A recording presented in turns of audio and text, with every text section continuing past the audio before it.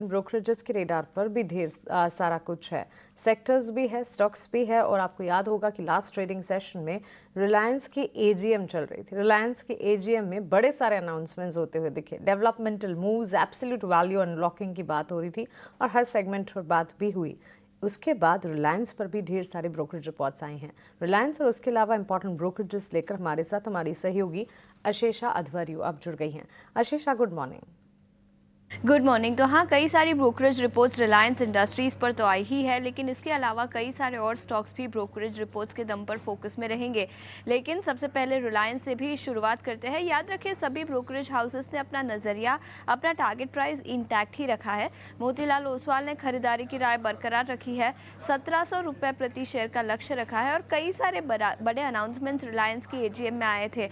सबसे इम्पॉर्टेंट और सबसे बड़ा अनाउंसमेंट रिलायंस जियो के लिस्टिंग को लेकर था, जहां पर मुकेश अंबानी ने कहा कि फर्स्ट हाफ ऑफ 2026 में ये लिस्टिंग होती हुई नज़र आ सकती है और रिलायंस का एबिटा 2027 तक 2022 के लेवल से कंपेयर करें तो डबल होता हुआ नज़र आ सकता है।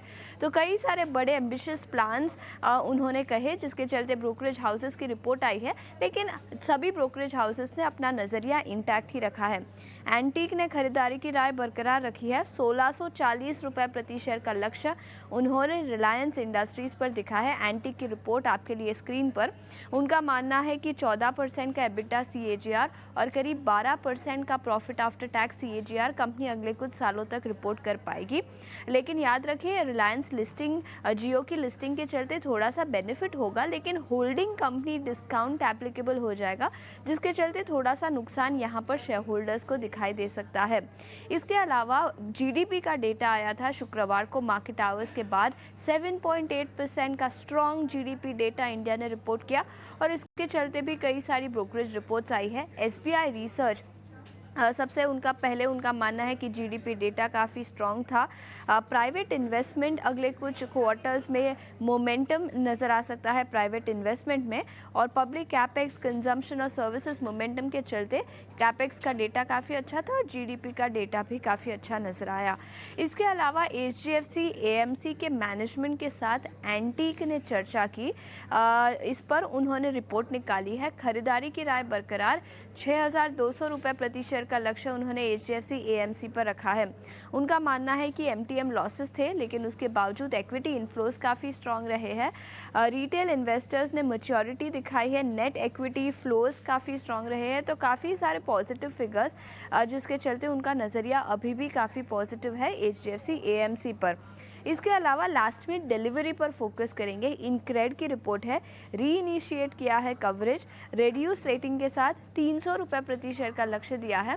लेकिन यहाँ पर इनका मानना है कि अभी भी हेडविंड्स है कंपनी के लिए, जो कंपनी अगले कुछ क्वार्टर्स तक फेस करेगी, जिसके चलते उन्होंने रेड्यूस की रेटिंग बरकरार, 300 रुपये प्रति शेयर का लक्ष्य और स्टॉक अभी 470 के आसपास कारोबार करता हुआ। आशीषा, बहुत शुक्रिया आपका हमारे साथ जुड़ने के लिए और ये सारी ब्रोकरेज रिपोर्ट्स हमें बताने के लिए। तो इन तमाम पर फोकस रहेगा, डिलीवरी पर फोकस है। इनक्रेड की रिपोर्ट आती हुई दिखी है, रिलायंस पर जो ब्रोकरेजेस है उस पर लगातार हमारी नज़र है। और इसके अलावा भी sector specific, stock specific approach की अगर बात करें, एचडीएफसी एएमसी पर एंटीक की रिपोर्ट, एसबीआई रिसर्च ने जीडीपी के डेटा पॉइंट्स पर भी रिपोर्ट निकाली है, जिसका जिक्र अभी आशीषा कर रही थी। एंड यस, इनक्रेड ने डिलीवरी पर रिपोर्ट निकाली है। रिड्यूस रेटिंग के साथ कवरेज हालांकि शुरू की गई है, लेकिन